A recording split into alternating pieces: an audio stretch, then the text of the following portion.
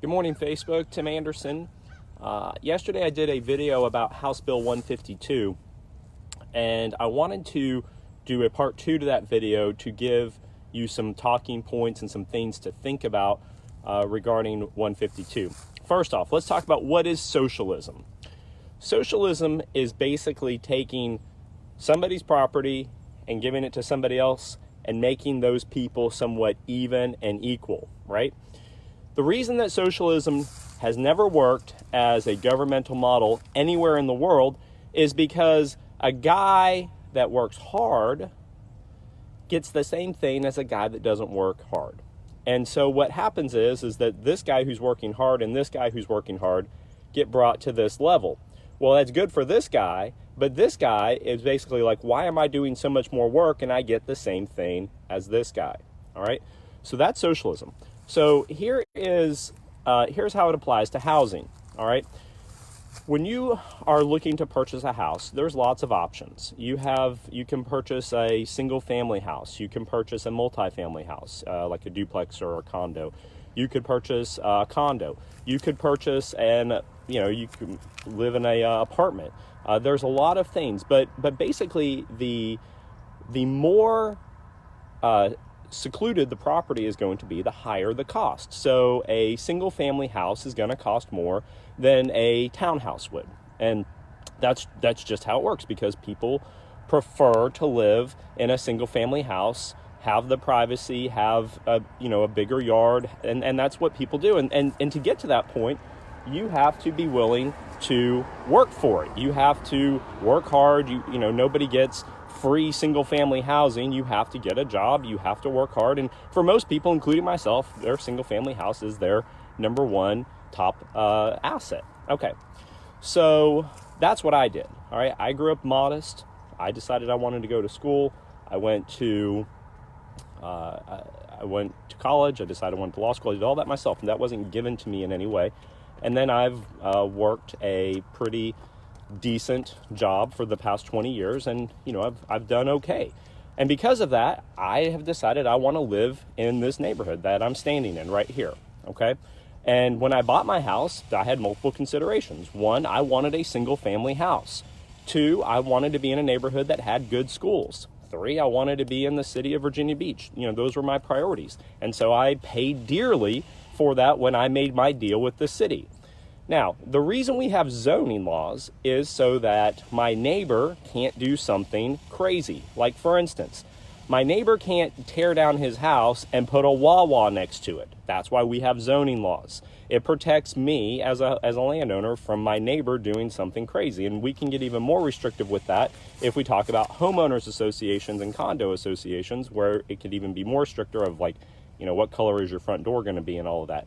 But generally the point is that if my neighbor wants to put a 10-story garage on his property, the city's not going to let him do that, because it's going to turn his residential property into some type of industrial type of unit. That's why we have zoning laws, to protect the landowners from the other landowners doing things that are crazy. Okay, so they want to take all that away with House Bill 152.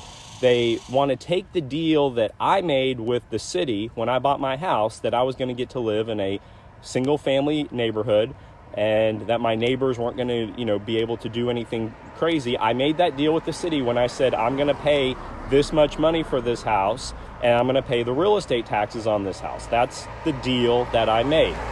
All right. 152 wants to take that away, and they want to say, city, you don't get to make those decisions anymore.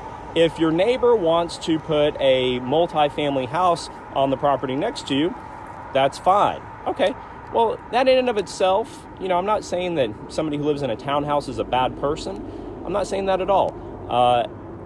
I'm not saying that even if that townhouse was rented to refugees, that's necessarily a bad deal, is bad. But here's the deal. That's not the deal I made with the city when I purchased my house. So when my house value is here, and now multifamily units start moving in, and people don't want to live in my neighborhood anymore because it's more of a multifamily housing territory, then what's going to happen? My property value is going to go down. And when my property value goes down, who compensates me for that? does the government? It's essentially de facto eminent domain.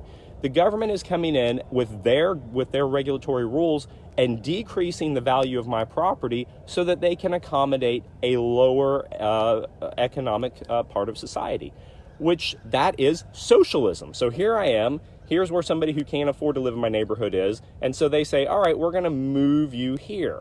Okay, that's socialism. That's exactly what socialism is. So who pays me for the property loss?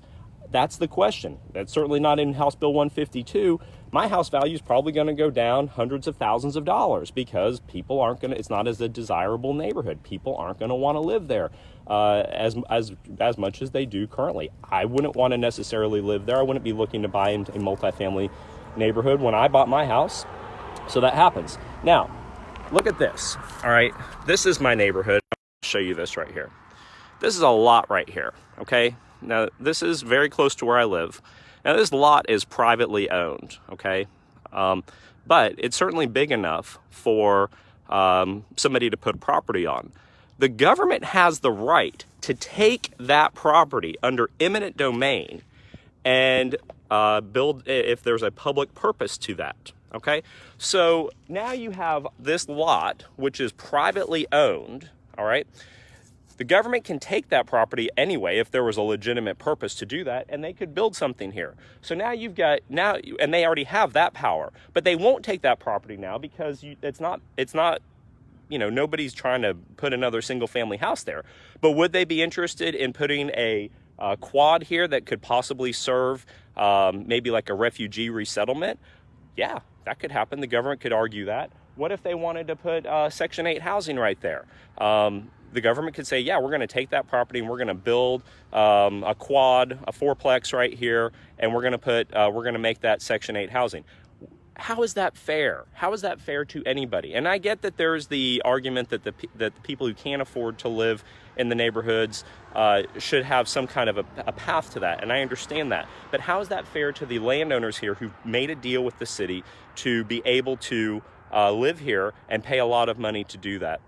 And unless there's going to be compensation for the de facto eminent domain that's going to happen here, you're going to see lots like this in neighborhoods like mine be taken from landowners, and you're going to see housing put on it that is not welcomed, was not contemplated by anybody who purchased or designed these houses. And the cities will have no authority to do that.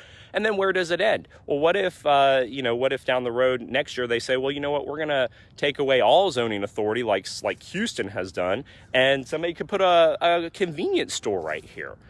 It's not right. We need zoning laws. We made a deal. The people who work harder should get the benefit of choosing where they live. It should not be the government socializing land value. So the Democrats want to take your guns. That's clear. We've seen that in some things, not all guns, but some guns. Now they're wanting to justify where our land is going to go. And this afternoon, I'm going to talk to you about how they want to take away your right to vote for who's going to be president. It's outrageous, and I'm going to talk about that later today. You're going to definitely want to watch that one. It is a coup of the American way of life right here in Virginia. Wake up. I hope you are writing to your delegates and your senators and telling them that 152 is insane. Have a good day, guys.